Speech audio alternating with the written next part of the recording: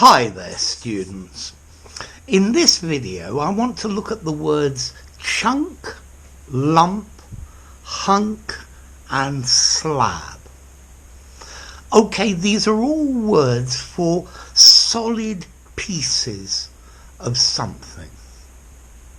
So a chunk, a big solid piece, a chunk of ice, a chunk of meat, a chunk of bread, a chunk of wood, a chunk of rock. So it's something compact, yeah, but it's got no definite or regular shape. But it's sort of roundish, but no definite regular shape, yeah. A chunk, a big thing. Notice you could also use chunk. This project used quite a large chunk of my savings, a large piece. We spent a large chunk of the lesson studying grammar. Well, that's why everyone was fidgeting.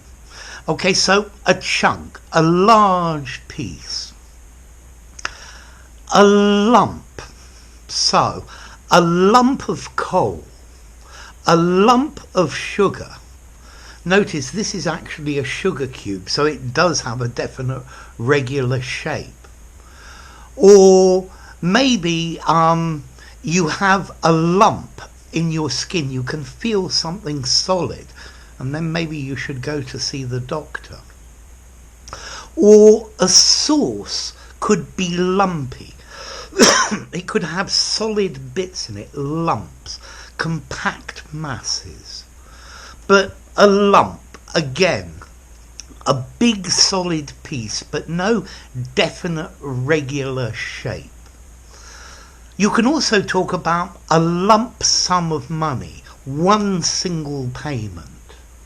The indemnity was paid as one lump sum, not as an amount every month. So, one piece. A hunk. Okay, a hunk of cheese, a hunk of bread. We use this word hunk especially for food, although it doesn't have to be. A hunk, something dense, compact, and again with no definite shape. A hunk of rock, I guess you could use as well. Notice you can also call a very sexually attractive man a hunk. He's a hunk. What a hunk I am. I think not. Okay, apparently this use of hunk for an attractive man comes from Australian slang.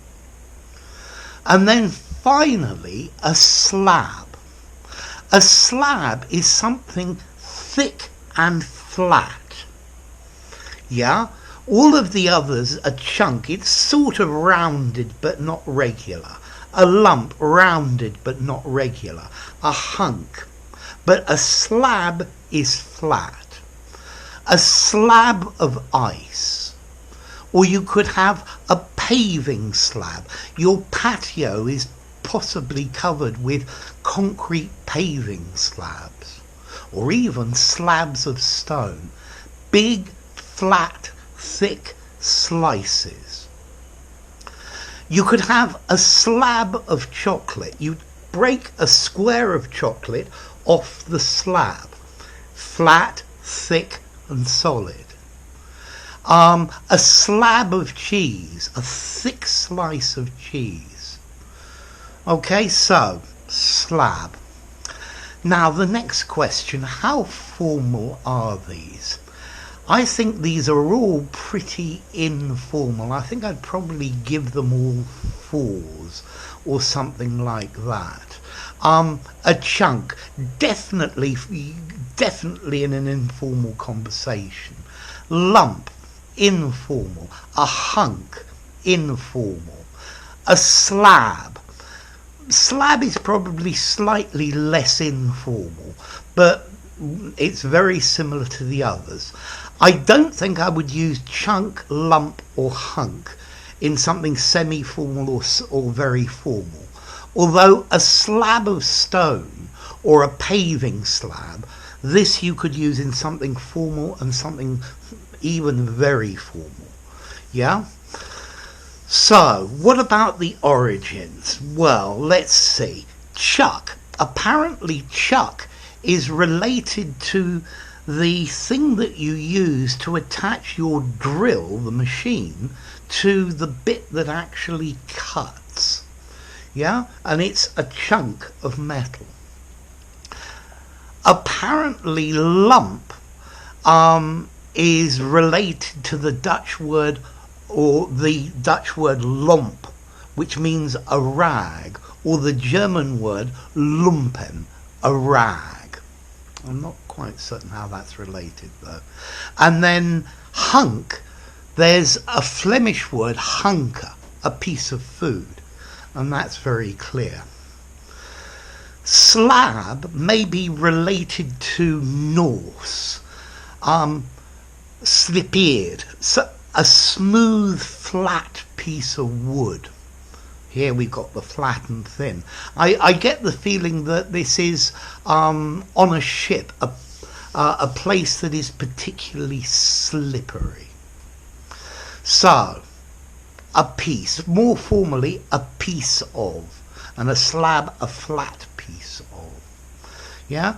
Chunk, lump, hunk, an irregular, big, solid, dense piece of something. Slab, a flat, thick, solid, dense piece of something. Okay, so there you go.